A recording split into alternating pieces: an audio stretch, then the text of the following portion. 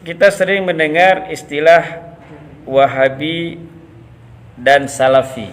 Apa perbedaan Wahabi dan Salafi? Baik,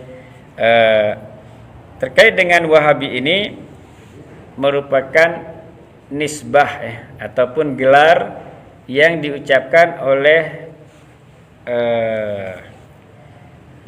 diucapkan kepada seorang ulama dulu di Saudi namanya Muhammad bin Abdul Wahab. Muhammad bin Abdul Wahab, dia ingin membebaskan praktek-praktek ritual yang ada unsur-unsur, dianggap ada unsur-unsur kesyirikannya. Jadi dia memerangi hal-hal seperti itu, sehingga situs-situs yang dianggap suci di Mekah itu yang pertama dilindungi ataupun ditutupi, sehingga orang tidak berlebihan dalam melakukan ritual. Sehingga lambat laun pengikut mereka dinamakan dengan Wahabi, digelar dengan Wahabi. Walaupun ada plus minusnya.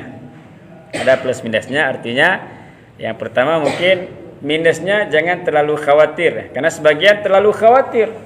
Seolah-olah ini menyebabkan kesyirikan. Padahal kan tidak. Sehingga kita misalnya melihat bagaimana sikap-sikap mereka, yang sehingga akhirnya terpecah banyak kelompoknya. Cuman itu permulaannya tadi.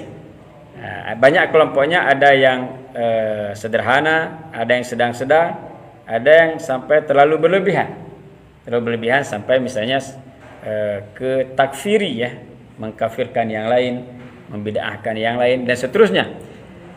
Tapi untuk saat ini mereka tidak mau dikatakan dengan Wahabi. Mereka itu lebih menyukai kata-kata Salafi.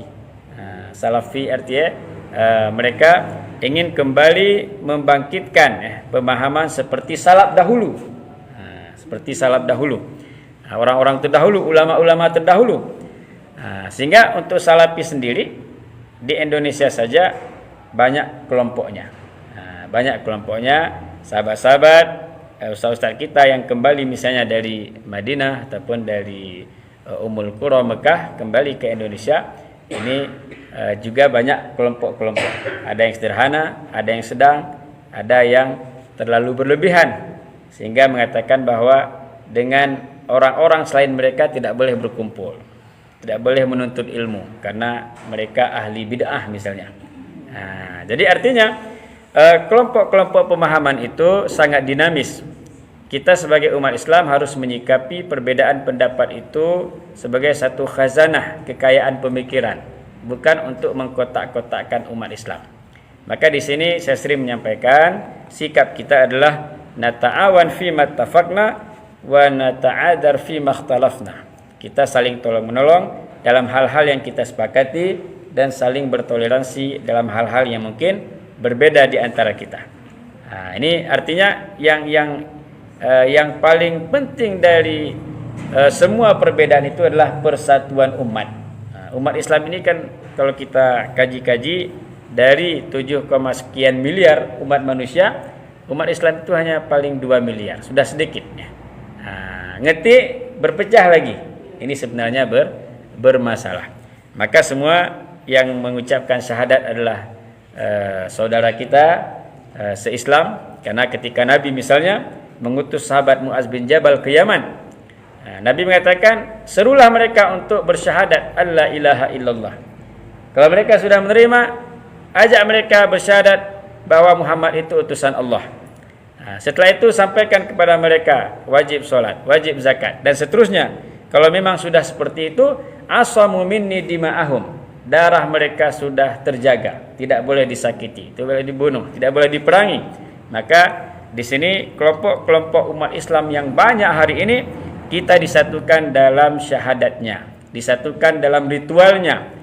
Cuman dalam hal-hal yang prinsip ketika ada perbedaan kita sikapi dengan bijaksana. Jangan terlalu melampaui batas. Baik, mungkin itu hanya sedikit gambaran untuk baca sejarahnya. Tentu tidak cukup di pagi ini untuk menyampaikan nyahikan sejarah kemunculannya. Nah, cuman ini hanya segelintir dari kenapa kira-kira muncul dan bagaimana perkembangannya, dan juga nyahi cara kita untuk menyikapi perbedaan-perbedaan yang ada.